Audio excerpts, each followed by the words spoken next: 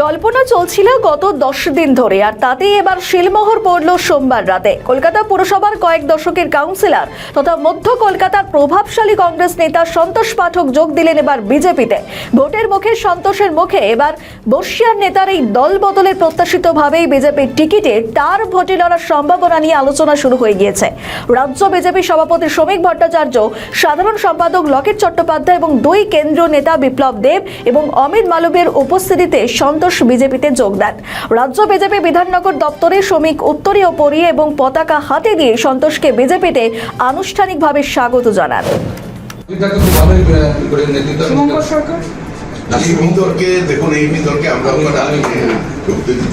আমি অতদিন ছিলাম, এখন কংগ্রেস নিয়ে তাকে কোনো প্রশ্ন করা যাবে না। কংগ্রেসটা এখন অতীত, এখন তিনি বিজেপির সদস্য। এই মুহূর্তে বিজেপির সদস্যতা গ্রহণ করেছেন। কংগ্রেস নিয়ে যা বলার, কংগ্রেসের বর্তমান অবস্থা নিয়ে যা বলার, সেটা বিজেপির মুখপাত্ররা বলবেন। ওকে আর এই প্রশ্নটা করা করবেন না, এটাই আমি আগ্রহ। এটা রাজনৈতিক শিষ্টাচার বিরোধী। আপনি এরকম পার্টি করবেন না, আমি তো জানি না পার্টি যে করবে সেটা আমি নির্বাচনের এটা আমার অনুরোধ। নির্বাচনের কখন কখন আমরা কাকে জয়েন করাবো, কাকে পড়াবো না, সেটা সম্পূর্ণ পার্টির সিদ্ধান্ত। আমরা ওনার সঙ্গে যোগাযোগ করেছি, তিনি আমাদের সঙ্গে কথা বলেছেন। দিনকাল ওনার মনে হয়েছে যে এই মুহূর্তে একমাত্র বিজেপি পারে পশ্চিমবঙ্গ থেকে তৃণমূল কংগ্রেসকে উৎখাত করতে, এবং এই বাইনারিটা 2019 সালে পশ্চিমবঙ্গের মানুষই তৈরি করে দিয়েছেন, এটা আমাদের তৈরি করা নয়।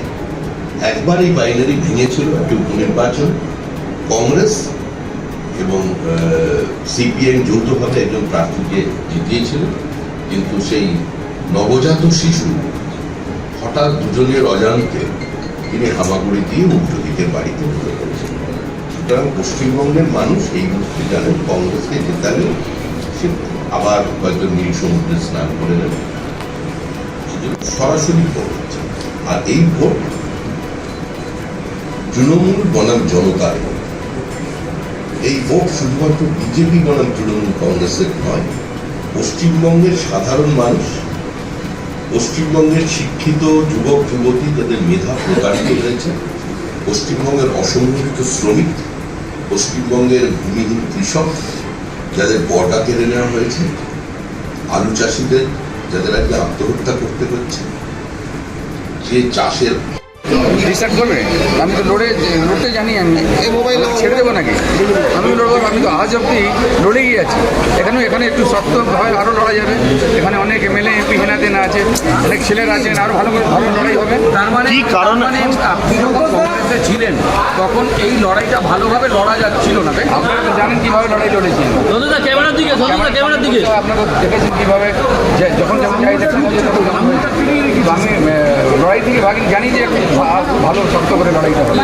আমাদের ভিডিও ভালো লাগলে লাইক ও শেয়ার করুন, কমেন্ট সেকশনে আপনাদের মতামত জানান।